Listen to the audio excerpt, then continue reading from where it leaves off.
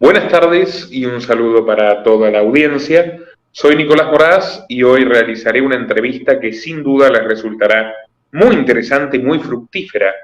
Tengo conmigo a Isabel Cuervo, periodista colombiana con más de 30 años de trayectoria, presentadora y productora de televisión, realizadora de cine. Ha obtenido el premio Emmy, que es el máximo galardón para el contenido audiovisual de los Estados Unidos, donde ha desempeñado buena parte de su carrera. Y esta carrera prolífica y prometedora se truncó a partir de que Isabel tuvo el coraje de enfrentarse a un intocable, a un hombre dueño de un inmenso poder y de una influencia francamente nociva, tanto en el desarrollo institucional como muy especialmente en el mundo de los medios de comunicación, del entretenimiento y de la cultura en todo Occidente. Me refiero a George Soros. Y desde entonces, Isabel, corríjame si me equivoco, a usted han intentado borrarla del mapa por todos los medios posibles. Así es, Nicolás. Primero que todo, saludarte y saludar pues a tu amplísima audiencia, que además es súper selecta en términos pues de análisis crítico, y eso es lo más maravilloso que uno puede encontrar en estos momentos en los nuevos medios de comunicación como los que tú y yo utilizamos ahora. Bueno, sí, efectivamente, pues desde 2018, cuando yo lancé esa investigación sobre este nefasto personaje, George Soros, pues sufrí toda clase de acoso, de amenazas, de persecución, de censura, de mordaza, y obviamente con todas las consecuencias que los directivos de ese medio de comunicación del gobierno de los Estados Unidos para el cual yo trabajaba, USAGM, pues quisieron aplicar sobre mí.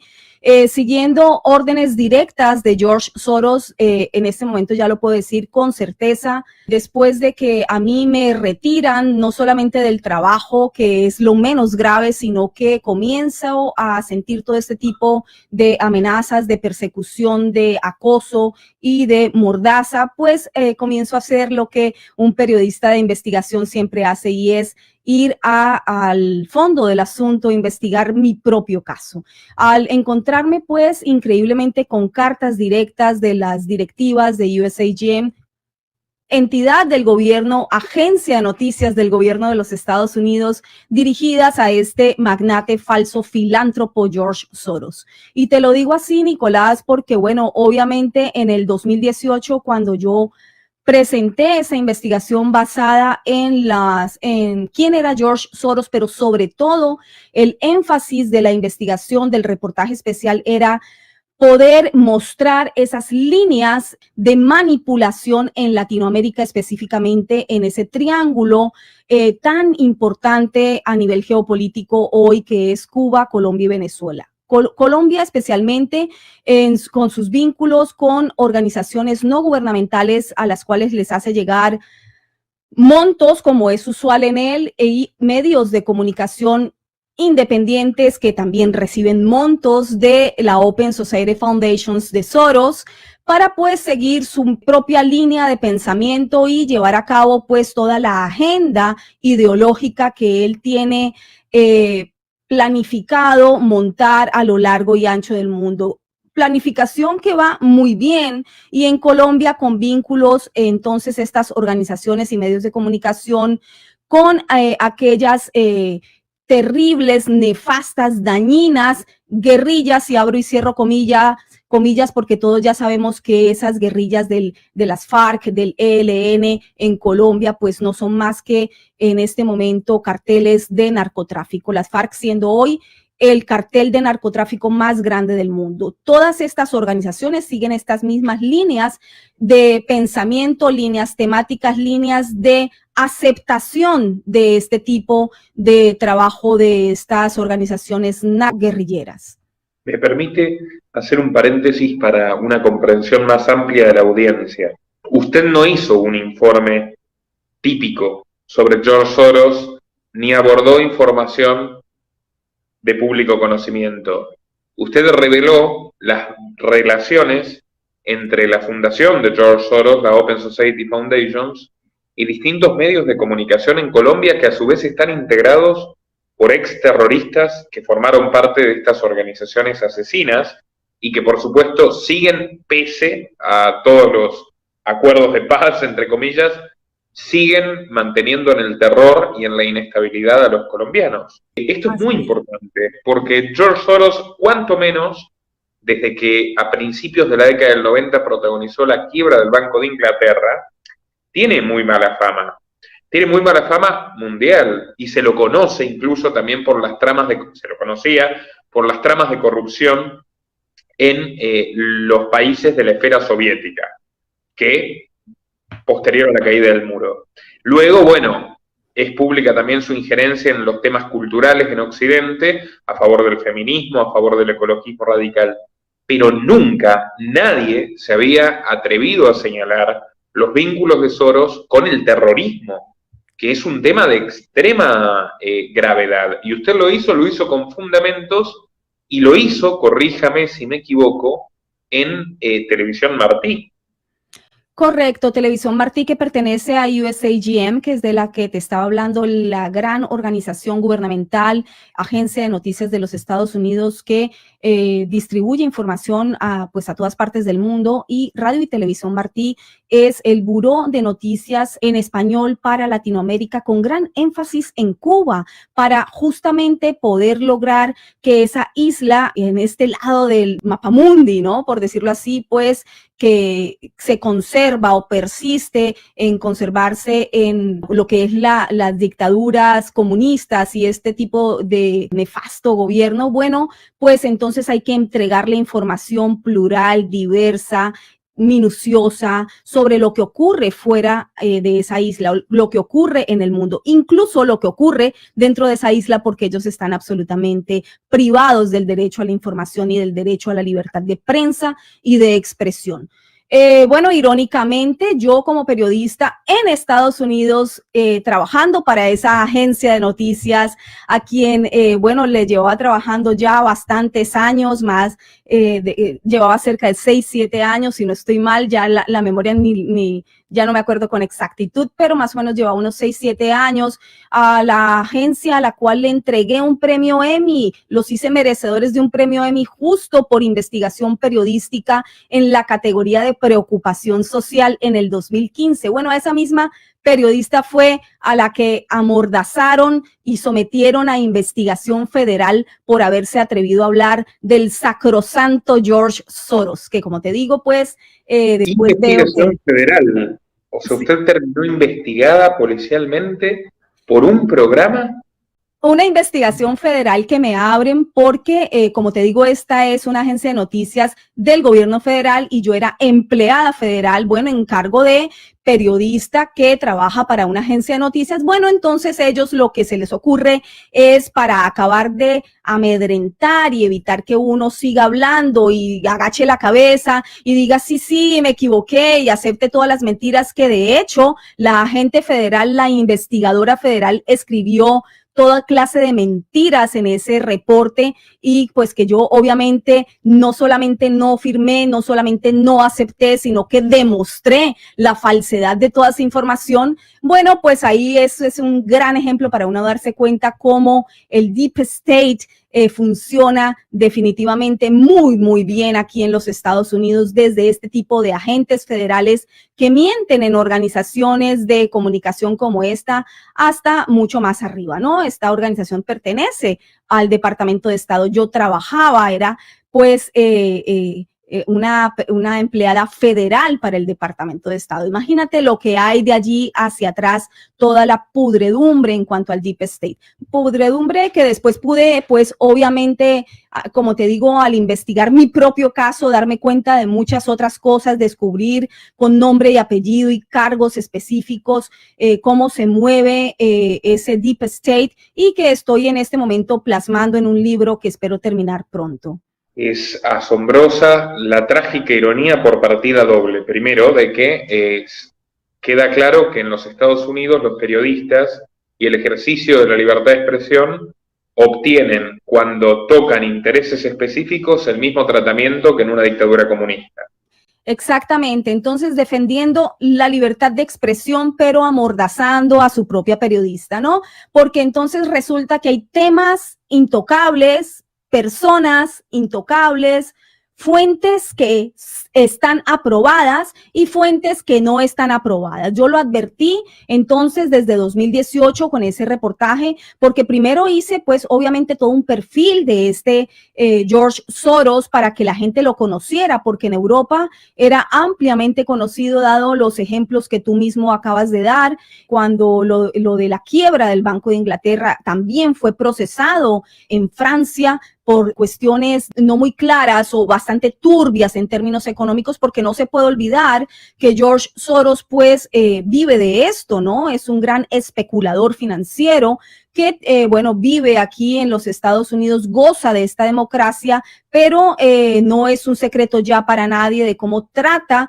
de minar esta misma democracia, porque en últimas su fin ulterior es construir bajo su sistema de pensamiento que dice él está inspirado en Popper, pero nada más lejano que Karl Popper. Bueno, yo creo que tú lo vas a poder descifrar mucho mejor con el gran conocimiento que tú tienes, sobre todo de filósofos como Popper. Bueno, pero no solamente eso, sino que él cree o por lo menos manifiesta, dice creer en las sociedades abiertas, y en eso es lo que él quiere construir pues este mundo, porque para él un país es poca cosa y hay que comenzar entonces por minar sus instituciones. Hemos visto cómo reiterativamente se repite en diferentes países, no solamente aquí en los Estados Unidos, sino en otros de Latinoamérica y de Europa, cómo han echado a rodar esta gran idea nefasta, pero gran idea para ellos de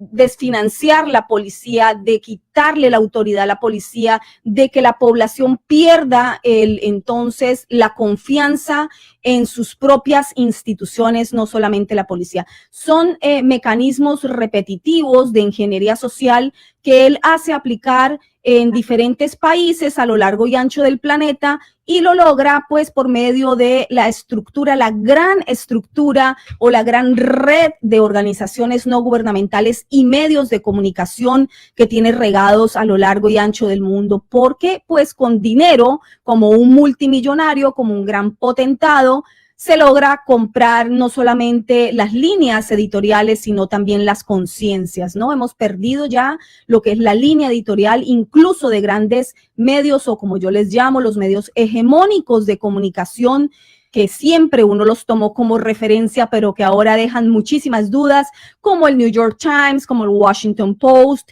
y bueno, de allí para abajo todos están recibiendo o han recibido dinero de George Soros, y todos están siguiendo los lineamientos de lo que él llama la justicia Soros. Hay un apartado en su Open Society Foundations en donde él, con otros cerebros que creen que piensan mucho mejor que cualquier otra persona de la población de cualquier país del mundo, bueno, diseñan o han diseñado lo que ellos han devenido en llamar justicia Soros. Y eso es lo que poco a poco, minando las instituciones, pues quieren ir logrando en cada uno de los países.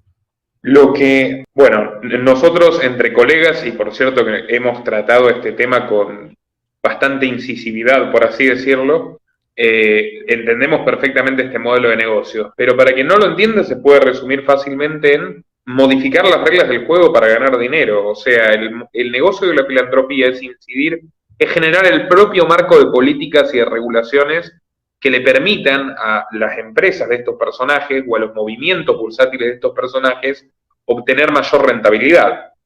Un ejemplo paradigmático lo hemos vivido aquí en la Argentina durante el año 2020, razón por la cual, de hecho, yo también tuve mi propio raid, mi propio enfrentamiento, ni más ni menos que con el presidente argentino, que varias veces salió a negarlo o a tratar de ridiculizarlo con visible enojo.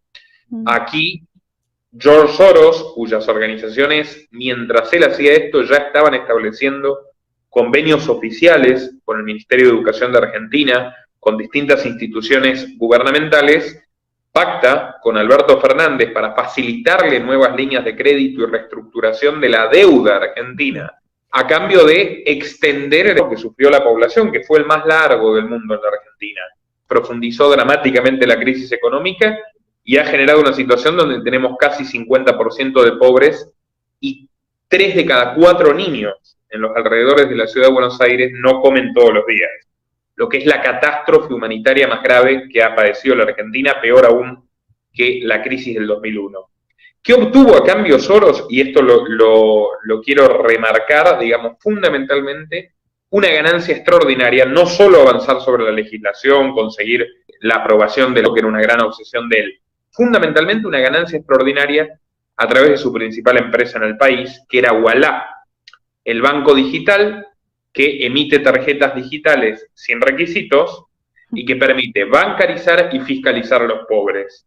Al verse impedidos de realizar compras básicas, las personas de menos recursos, a quienes se les privó de usar el transporte público, y ahí vemos ya una gran impronta clasista en este nuevo modelo que nos están imponiendo. O sea, el que tiene avión privado es el más libre, el que tiene auto viene en segundo lugar y el que está condenado al transporte público es un esclavo del gobierno. Bueno, se vieron obligados a tomar estas tarjetas en masa y esta empresa ha sido la mayor beneficiaria del año pasado, mientras otras 100.000 compañías competitivas, privadas, honestas, cerraron sus puertas, quebraron y dejaron a un enorme número, millones de personas, sin trabajo, con su poder adquisitivo disminuido. Entonces, uno puede ver matemáticamente cómo se granjea, cómo se conquista una mayor ganancia a partir de esta influencia en los gobiernos. Ahora, qué ironía, Isabel, tanto usted como a mí, cuando nos metemos con George Soros, nos han acusado de antisemitas. Y lo cierto es que tal como se indica la politóloga estadounidense Michelle Steinberg, con quien he tenido la oportunidad de hablar largo y tendido sobre este tema, y a quien agradezco por su generosidad al ilustrarme con fuentes bibliográficas sobre este tema, el propio Georgi Schwartz, que es su nombre de nacimiento, siendo apenas un adolescente, participó de la entrega de judíos a los nazis con su padre. Su padre y él entregaron a los miembros de su comunidad, a sus propios clientes, a los nazis para comprar su libertad. Y esto no es que es una teoría conspirativa. El propio Soros lo admite en una entrevista en la televisión norteamericana, en público, en la CBS. Y dice, si no lo hubiera hecho yo, lo hubiera hecho otro. O sea, dando una muestra cabal de su psicopatía y su amoralidad. O sea, en otras palabras, un colaboracionista nazi. Su carrera empieza como colaboracionista nazi. Es una gran ironía que nos acusen de antisemitas por denunciar las prácticas de este sujeto con un origen tan tenebroso, ¿verdad, Isabel? Es un común denominador. Ya después yo he hecho una lista enorme de personas que se han visto afectadas. Ahora te voy a poner en la lista también, Nicolás, porque definitivamente es maravilloso cómo se repite este círculo de maldad y este modus operandi de calificar de antisemita. Y esto tiene a las personas, qué bueno que se atreven a destapar algunas verdades incómodas para este ultra multimillonario falso filántropo. Y te voy a explicar ahora por qué falso filántropo, porque las razones por las cuales lucha la Open Society Foundations pueden parecer todas pues causas muy nobles, ¿verdad? Y bueno, distribuir dinero para este tipo de causas y ayudar a estas organizaciones no gubernamentales alrededor del mundo, pues puede ser también visto como algo muy noble. Pero cuando esto se hace en gran medida con dinero público de los impuestos de los ciudadanos estadounidenses y de otros países que aún estoy en proceso de investigación, pero ya he podido corroborar al menos 2 países más, aparte de los Estados Unidos, que siguen este mismo esquema, en donde en acuerdo con los que estén en el poder, en este caso tú lo has explicado muy bien, lo que ha ocurrido en Argentina, bueno, es que no importa quién esté en el poder, porque a todos les llegan al peso, a todos les llegan con lo necesario que es financiar esa inmensa, digamos, deseo inmenso en donde prima su necesidad, su necesidad personal, en donde prima sus intereses personales, y disculpa si a veces fallo en encontrar la palabra, todavía estoy convaleciente, y parte de lo que nos están haciendo es esto, dejarnos un poco nublados, la cabeza, me agoto mucho. Estoy haciendo un esfuerzo sobrehumano para llenar mis pulmones para poder atender tu amable invitación a esta entrevista. Se lo agradezco muchísimo. Gracias, Nicolás. Entonces me distraigo un poco en cuanto al hilo narrativo, pero lo que te quiero decir es que no importa qué gobernante esté en el poder ni de qué bando político sea, lo importante es que este magnate logra llegar a los intereses de cualquiera porque, bueno, llena sus bolsillos. Al llenar sus bolsillos, pues todo entra a funcionar según los intereses de esta Open Society Foundations, que en últimas, pues lo primero es aplicar este sistema de justicia Soros. Y sí, te decía, es un modus operandi aquello de calificar de antisemita a las personas que se atreven a demostrar o a sacar algunas verdades incómodas de este falso filántropo. Y te decía también falso filántropo porque se vale de los impuestos, en este caso de los ciudadanos estadounidenses, para poder entonces llenar las arcas de su fundación non-profit, sin ánimo de lucro, organización no gubernamental sin ánimo de lucro, pero que recibe fondos cuantiosos del gobierno de los Estados Unidos y que logré descubrir en 2020 mientras nos tenían a todos en prisión domiciliaria. Porque esto no es gratuito y todo está conectado tal como tú lo señalabas hace tan solo unos minutos.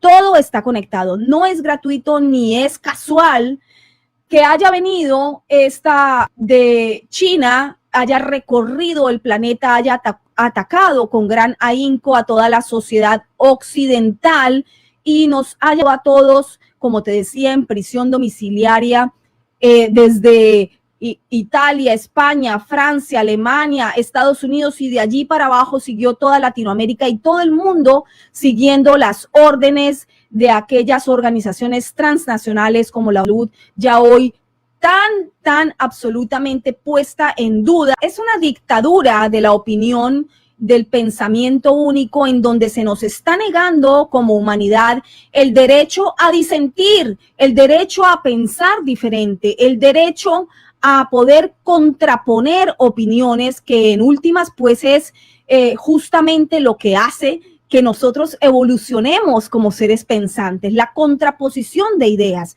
Es que, ¿cómo es posible, Nicolás, que en pleno 2021 se nos prohíba a la población por los gigantes tecnológicos que ahora se han convertido pues en quienes dictan lo que se puede decir, lo que no se puede decir? Estamos viviendo, digo yo, una época de oscurantismo ideológico, de totalmente atentado a la libertad de pensamiento y a la libertad del pensamiento plural, a poder entonces hablar entre ideas contrarias y contraponerlas y poder discernir qué es lo que nosotros como seres humanos queremos pensar o no, hacer o no. Estamos en tiempos de dictadura de la opinión única, de dictaduras tecnocráticas, y estamos viviendo tiempos muy críticos en donde voces pues que se levantan como la tuya y nos hacen pensar en cuestiones realmente válidas, importantes,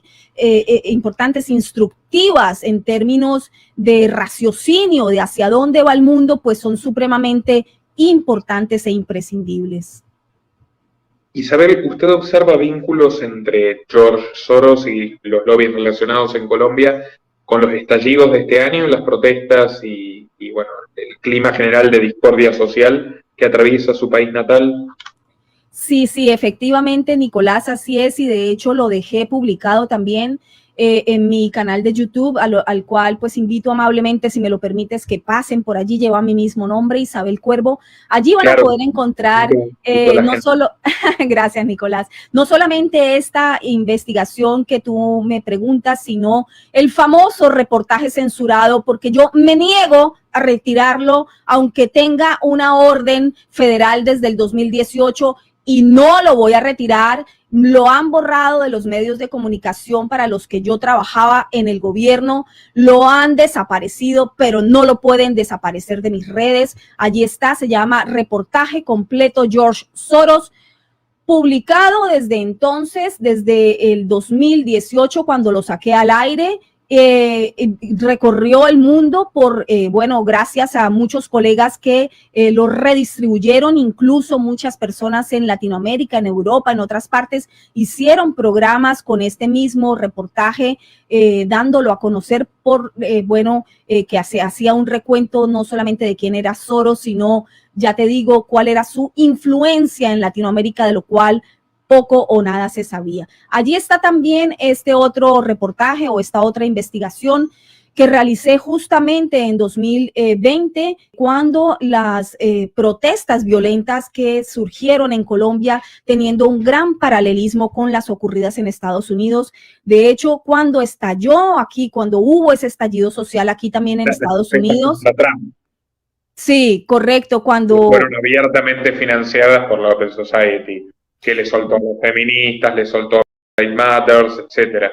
Bueno, yo puedo establecer claramente, y también lo informé en otra cápsula informativa que también está allí en mi canal de YouTube publicada. Lo informé en su momento 5 días después de que comenzaran las manifestaciones aquí en los Estados Unidos. Rápidamente encontré una línea increíblemente directa con George Soros, y era la Minnesota Freedom Fund, que recibía dineros, Tonja Hansey, su directora, recibía dineros de la Open Society Foundations, y de hecho hace parte de ese apartado que te acabo de nombrar hace poco, de lo que es Justicia Soros. Ella hace parte de ese grupo de gente que se encarga de llevar a cabo en el terreno los pequeños cambios que van a conducir a culminar con lo que él ha descrito como la justicia Soros. Y además, Tonja Hansey también había recibido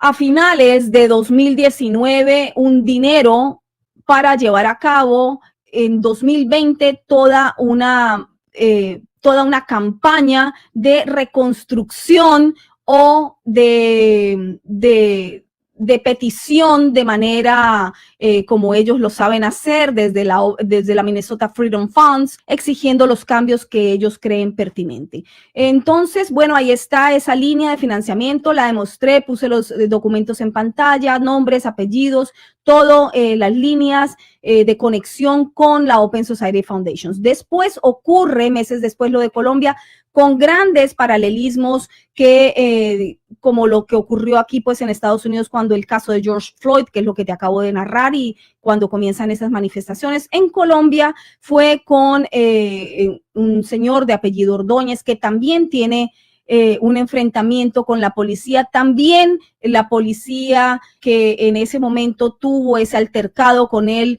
lo conocía con antelación, como ocurrió con George Floyd, y de allí en adelante, bueno, se suceden o se desatan las manifestaciones con muchísimos paralelismos a los ocurridos en Estados Unidos, pidiendo desfinanciamiento de la policía.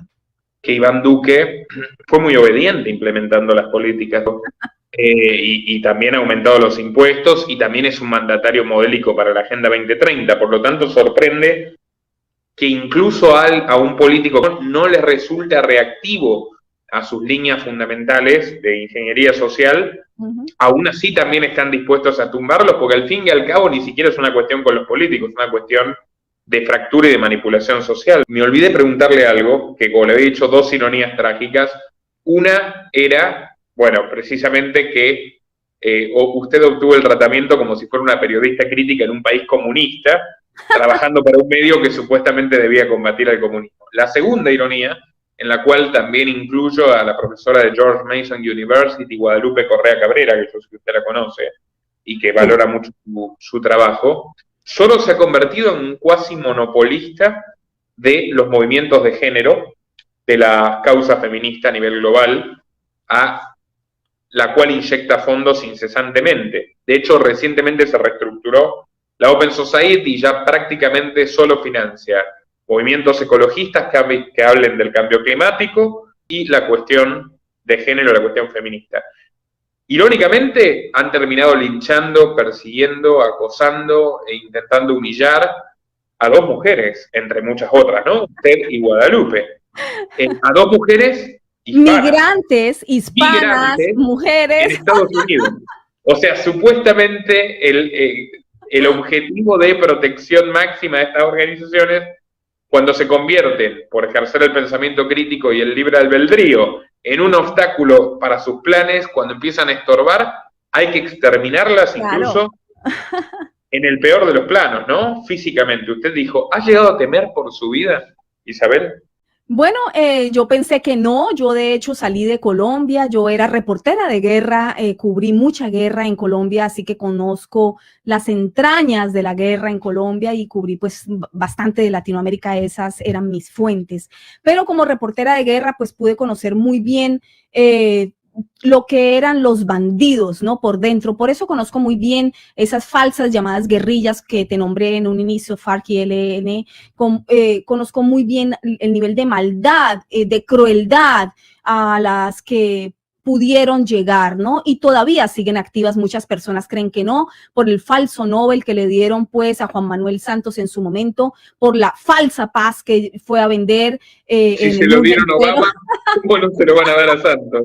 Se lo dieron a Santos y el país pues nunca estaba en paz, nunca más que nunca estaba en guerra. Él dejó en el poder dándole curules gratuitas sin pasar por voto a pues muchos de estos criminales de las FARC. Allí están sentados 10 sillas en el Congreso, ellos haciendo las leyes de los ciudadanos colombianos después de haber cometido delitos de lesa humanidad sin haber pagado un solo día de cárcel. Jamás han pagado por sus crímenes, pero bueno, esto se vendió como una gran nube de paz y de que hay que perdón y olvido, pero se olvidaron que a los criminales hay que ponerlos primero a pagar por sus delitos. Bueno, entonces ahora estamos viendo las consecuencias en el desmoronamiento de la democracia en Colombia.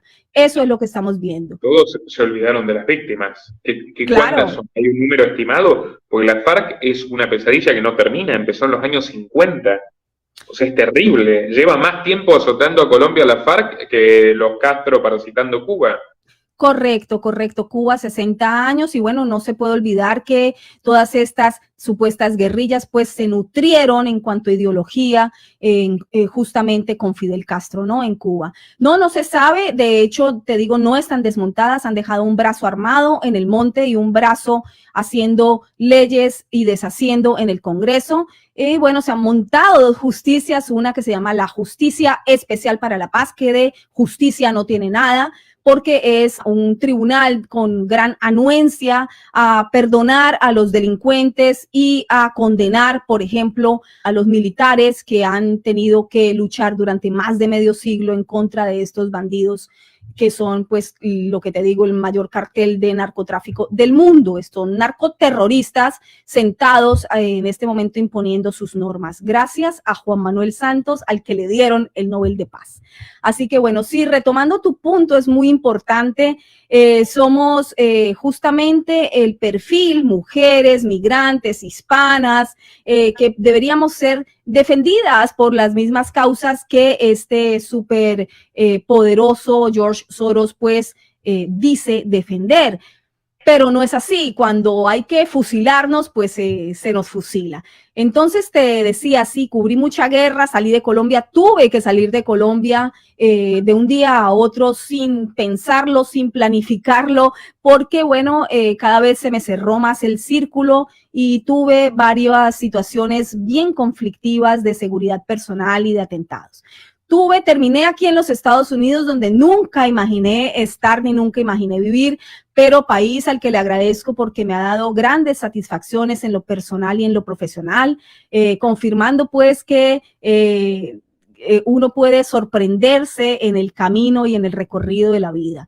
Eso fue lo que hice, me dediqué aquí a trabajar en mi profesión, he pasado por todos los canales importantes, digamos, o hegemónicos de comunicación de este país. A todos los conozco bien, a todos los conozco por dentro, pero jamás imaginé que en este mismo país el llamado de las libertades, aunque sé que ahora vas a hacer un especial en el que vas a explicar muy bien por qué es una falsedad, ¿no? El que se le llame a el país de las libertades, y te escuchaba ayer hablando de eso y estoy muy de acuerdo, por lo menos con el principio que planteas y que vas a desarrollar.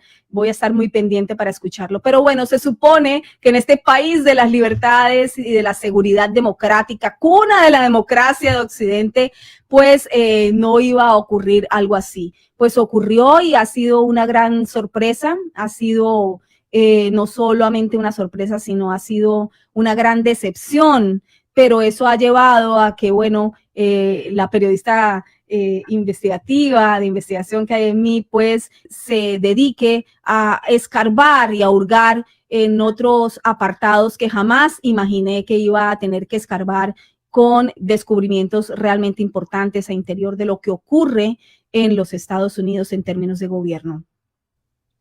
Isabel, con el contexto que estamos viviendo, desde Open Democracy, que es una red completamente subordinada a las Open Society de Soros, una articulista, que también es una activista de género financiada por Soros, planteó que era oportuno abolir la familia. O sea, muy moderada la postura directamente, ¿no? Abolirla por completo, porque supuestamente la gente mostraba más la violencia de género, el conflicto permanente, que en realidad es algo que ellos asusan, porque no tiene un sustento en cifras. De hecho, el 90% de las víctimas de homicidio en América Latina son hombres. La mayor parte de los suicidas también, de los indigentes también. Quiero preguntarle, usted como mujer, como profesional que ha tenido éxito, que ha triunfado, ¿cómo mira este nuevo cántico victimista, esta oda identitaria que es el nuevo feminismo que financian los personajes como George Soros y que parece que no persigue la igualdad, sino el privilegio y la guerra de los sexos? Sí, claro, es otra herramienta de ingeniería social. Para mí es nefasto el uso que hacen de la población, sobre todo porque, bueno, primero victimizan a la mujer. No quiero decir con esto que no haya, pues, de pronto problemas en cuanto a violencia a la mujer, pero es que también hay violencia hacia el género masculino. Y también ha habido un gran giro bastante predictivo en cuanto a esta maniobra de ingeniería social, en que entonces el género femenino se ha venido alzando con ciertos derechos y privilegios que entonces ahora los hombres no lo tienen, y se basan en estos privilegios ganados porque esto es lo correcto, porque esto es posmodernista, porque esto es lo que se usa en estas épocas para entonces usar y abusar del hombre en acusaciones que muchas veces se han demostrado después son falsas. A esto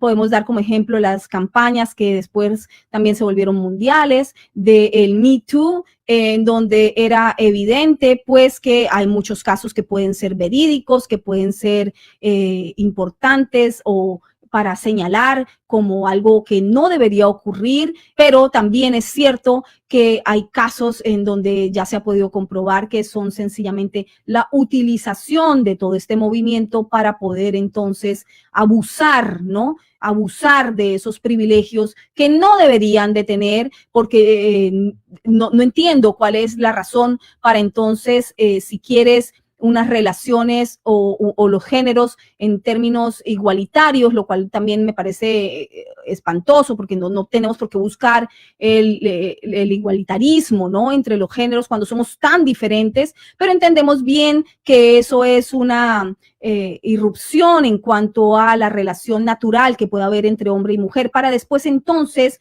que nazcan la cantidad de géneros que ahora quieren hacer ver que existen dentro de la gran campaña de LGTBXY, Z. Estos son subdivisiones de la sociedad llevadas a cabo por gente muy inteligente, porque esto hay que decirlo, es que no estamos hablando de gente que no sepa con conciencia y con gran maestría lo que está haciendo. Estamos hablando de gente muy preparada, de especialistas en ingeniería social que van sembrando todas estas ideas, las van insertando en las sociedades para destruir algo que has nombrado hace tan solo unos minutos, y es la familia. La familia como núcleo básico, central de cualquier sociedad, basada pues en mamá, papá, y que pueden procrear porque así la biología lo indica, porque la biología lo permite. El resto pues son entonces ya manipulaciones, alteraciones del concepto, basadas siempre, obviamente, esto es muy importante también señalarlo, en echar a rodar la información hacia a la sociedad de que está basado en tus derechos, tú estás ganando derechos para que entonces la población se movilice, lo pida con ahínco, lo entienda como algo que es positivo dentro de la sociedad y se va insertando poco a poco ese concepto que en algún principio parecía insólito, pero que después la sociedad, con ayuda de los medios hegemónicos de comunicación, con ayuda de los especialistas que comienzan a aparecer y a pulular en los medios de comunicación y las explicaciones amañadas a ese objetivo último, pues entonces se empieza a insertar cualquier cambio de ese tipo. Este es un buen ejemplo, pero hay muchos más.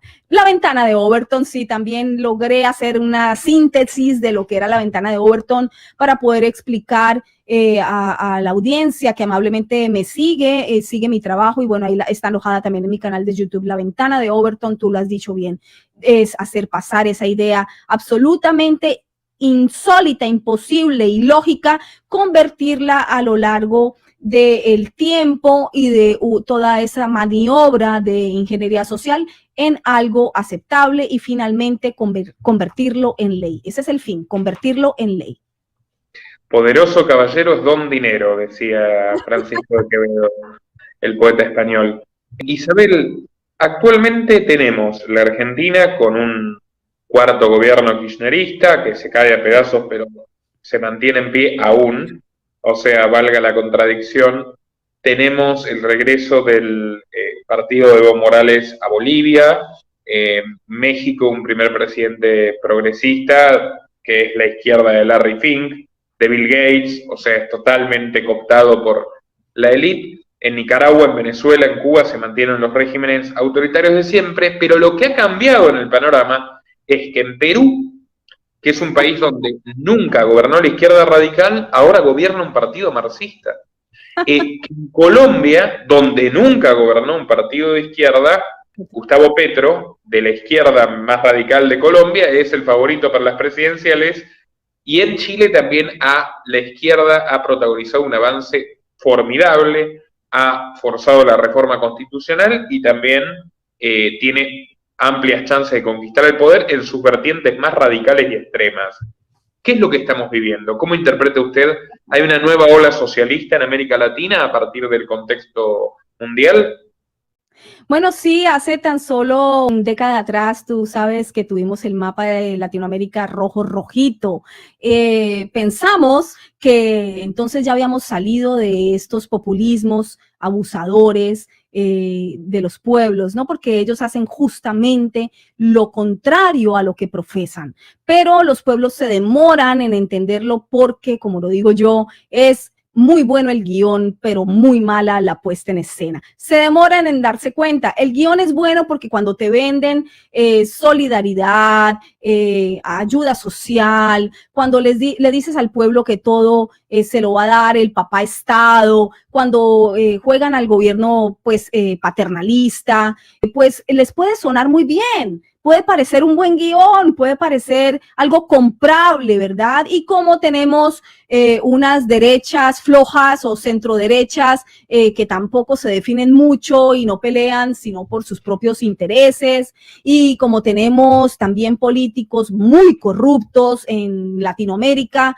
y bueno, Europa ni se diga, y en otras latitudes, y aquí, bueno, ya que han quedado tan manchadas. ¿Eso qué quiere decir? Quiere decir que si en esta democracia supuestamente perfecta, o que por lo menos que era para seguir como un ejemplo, que era en los Estados Unidos, ha quedado tan manchada, tan a la vista pública, tan a la luz pública lo que ocurre y lleva ocurriendo en este país mucho tiempo, porque también lo investigué y también alojé por allí una cápsula informativa con este tipo de información de que todos aquí sabían lo que ocurría desde hace muchos años atrás. Desarrollo en proceso, tan imperfectas, en donde es lo usual es la trampa, lo usual es el canto de sirenas para los pueblos que los conservan sin derecho a la educación, que los conservan sin poder acceder no solamente a la educación y a trabajos que les den vida digna, justamente y a propósito para que haya un pueblo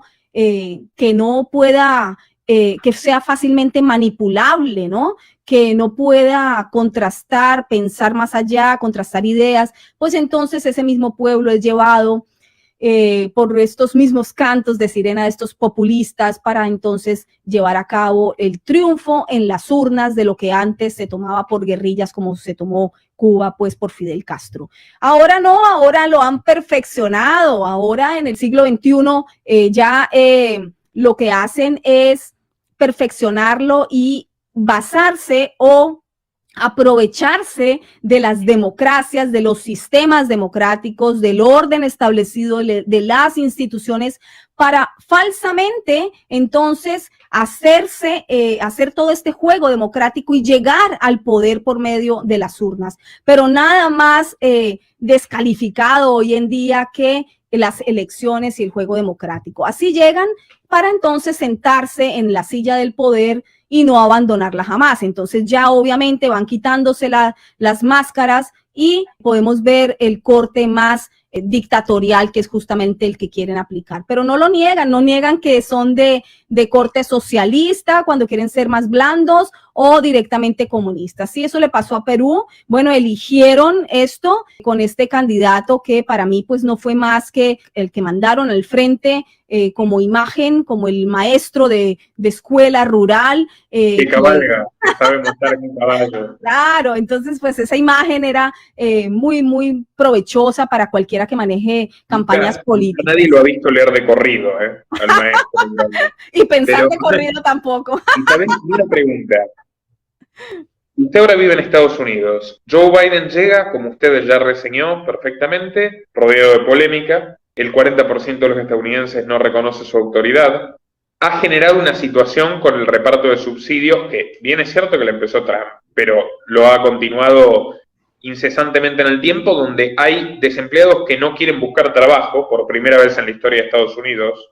La propia revista The Economist de los Rothschilds, que fueron grandes patrocinadores de Joe Biden, lo consideran el peor en materia de política exterior desde Nixon. O sea, directamente ellos mismos lo consideran peor que Trump, siendo declarados adversarios de Trump. Kamala Harris, que es una persona fundamental en este esquema, lleva adelante una política migratoria despiadada, inhumana, con centros de detención para niños en Texas, cosas que no se han visto jamás. Ha perdido totalmente el apoyo de la izquierda y es la vicepresidente más impopular de las últimas décadas, según Gallup. O sea, estamos hablando siempre de encuestadoras y medios de comunicación del escenario número uno, no estamos hablando de blogs conspirativos. En suma, Estados Unidos atraviesa un caos grave, la crisis de Afganistán, etcétera. ¿Cómo evalúa usted el gobierno de Biden y el futuro de Occidente bajo la premisa de que Estados Unidos es gobernado por Biden? Bueno, no, lo que estamos viviendo aquí en Estados Unidos con el desgobierno de el ocupante de la Casa Blanca, Joe Biden, pues es realmente vergonzoso. Yo lo calificaría de muy vergonzoso, porque en estos meses que lleva pues sentado allí en la oficina oval, lo que ha hecho es ir de un desacierto en otro. Y como tú bien señalas, pues no solamente es lo de, por ejemplo, las consecuencias a nivel geopolítico que acarrean decisiones como la que tomó de retirarse de la noche a la mañana de Afganistán, sin decir esto que sea pues un llamado a que se mantenga la guerra. No, estamos hablando de estrategia geopolítica que no debería ser extraña para una persona que ha vivido de las mieles del poder durante toda su vida. Es decir, no es por desconocimiento. Para mí, este fue un paso dado con toda convicción, con todo conocimiento de lo que hacía, sin importar las consecuencias, no solamente para el pueblo afgano y para los estadounidenses o bueno, personas que colaboraron durante el tiempo que estuvieron allí como traductores, como personas de ayuda en toda esa reestructuración o cambios en Afganistán. No quiero entrar a fondo en eso porque es un tema bastante complejo y bastante delicado en cuanto hay que analizar muchos puntos, pero quiero solamente señalar uno de ellos y es que una persona como Joe Biden no puede ser tan naif, tan inocente en ese actuar. Me parece que allí no hay nada de inocencia, me parece que allí hubo algo muy planificado de que ocurriera como ocurrió con todas las consecuencias, no solamente para Estados Unidos, sino en el ámbito geopolítico para muchos otros países. Eso es un desacierto. Ahora, lo que nombras de Kamala Harris, bueno, lo que ha ocurrido en la frontera absolutamente criticada en cuanto a la gestión de la administración anterior de Donald Trump, que durante 4 años todos los medios hegemónicos criticaron sus leyes, digamos, de migración, la forma como operaba, mostraban las jaulas en donde estaban los niños, mostraban el muro, jaulas que, valga la pena decirlo, fueron construidas y puestas en funcionamiento durante el gobierno de Obama. Pero lo que pasa es que cuando la prensa se convierte no solamente en el ejercicio del periodismo, sino de activismo político y están pagados por dineros muy untados de filántropos como el que acabamos de hablar, pues entonces pues fácilmente se pueden echar abajo las líneas editoriales y comenzar a hacer activismo político. Ese tipo de cosas ocurren. Al día de hoy, Kamala Harris, que ha sido la encargada de Joe Biden para ocuparse del asunto de la frontera, porque inmediatamente llegaron al poder esta administración Biden-Harris, pues comenzó a venir la muchedumbre de migrantes y conozco muy bien el asunto de migrantes porque he cubierto migrantes a lo largo de toda mi carrera. Durante 30 años he cubierto, más de 30 años he cubierto migraciones, he estado prácticamente y básicamente en esa frontera muchas veces, en varios puntos fronterizos, sé cómo funciona, sé de los negocios, de las migraciones, porque eso también hay que decirlo, aquí no estamos hablando solamente de un drama humanitario, sino que estamos hablando de un negocio muy lucrativo, como es el negocio de los migrantes, en donde tenemos también que aclarar que aquí se mezclan asuntos de narcotráfico, se mezclan asuntos de tráfico de drogas, se mezclan asuntos de tráfico humano, de trata de blancas y de tráfico de órganos humanos. Todo eso ocurre en la frontera sur de los Estados Unidos. Entonces, las fronteras son sitios muy característicos para uno darse cuenta qué tipo de soluciones están dando los actuales gobernantes a aquel migrante que viene de países en donde la situación está pues más complicada. Aquí en los Estados Unidos pues ocurre que cuando llegan los demócratas al poder comienza la muchedumbre y la masa de migrantes a llegar a los Estados Unidos porque siempre en sus campañas políticas hacen un gran ahínco en informar a la población de que los migrantes son bienvenidos con los brazos abiertos. Y si bien es cierto que es un asunto humano, recibiendo con los fusiles cargados. Claro, pero estamos hablando de un asunto humanitario en donde claro que sí tenemos derecho a migrar a un país, a otro, pero obviamente dentro del debido proceso de una migración, cumpliendo con las leyes migratorias, no diciéndole a la gente que puede venir a la principal potencia mundial, bueno, ya muy en entredicho de lo que sea principal potencia, dado al desgobierno de Joe Biden. Yo creo que esto ya está muy en entredicho, pero no se les puede decir vengan, que aquí serán acogidos, vengan, que aquí están las puertas abiertas, porque las fronteras no van a ser impedimento. Bueno, entonces vemos estos mares, ¿no?, de migrantes que llegan hasta la frontera y se forma pues lo que se tiene que formar cuando hay más de 7.000, 8.000, 9.000, 11.000 personas se alcanzaron a acumular hace tan solo unos 7 días en la frontera por el punto del río, bajo el puente internacional de Del Río. Esto no, entonces no se nombra, o no se dice, no se analiza por los medios hegemónicos de comunicación de manera incisiva, como se realizaba en la anterior administración o cualquier administración republicana, porque el asunto aquí es político. Mientras tantos seres humanos viviendo en unas situaciones paupérrimas, en unas situaciones realmente inhumanas, siendo víctimas del tráfico de drogas, del tráfico de órganos, del tráfico de menores siendo alquilados, pasados de mano en mano, menores llegando y siendo aceptados aquí dentro de los Estados Unidos. Hay otra cápsula informativa también, varias que he hecho, que están alojadas en mi canal, en donde explico por qué esos números de menores que entran a los Estados Unidos no cuadran entre el número que entra y el número reportado y alojado en los centros de detención o en los centros de amparo mientras ellos son procesados, lo cual es grave. Aquí estamos hablando ya, abriendo otra ventana de otra temática muy delicada. No faltará oportunidad de profundizarlo, Isabel. Espero que de aquí a unas semanas, unos meses, nos veamos nuevamente. Le agradezco muchísimo por su tiempo. A la gente sígala en su canal, Isabel Cuervo, y en el resto de sus redes sociales que amerita una periodista seria, valiente, como han visto. Al público le pido por favor que comparta esta entrevista en todas sus redes, en todos sus grupos, en Facebook, en WhatsApp, en Telegram, en Twitter. Ayúdenos con la difusión, den like, comenten respetuosamente sus opiniones y nos veremos en una próxima ocasión. Nuestro trabajo depende de tu apoyo. Para que siga siendo posible, realiza tu donativo desde tan solo $2 por mes a través de Patreon, en los links que están en la descripción o en el comentario destacado. Podés colaborar enviando tu pago vía Bitcoin a esta dirección. También podés hacerlo a través de la opción Unirte de YouTube, y si estás en Argentina, con el medio de tu preferencia a través de Mercado Pago.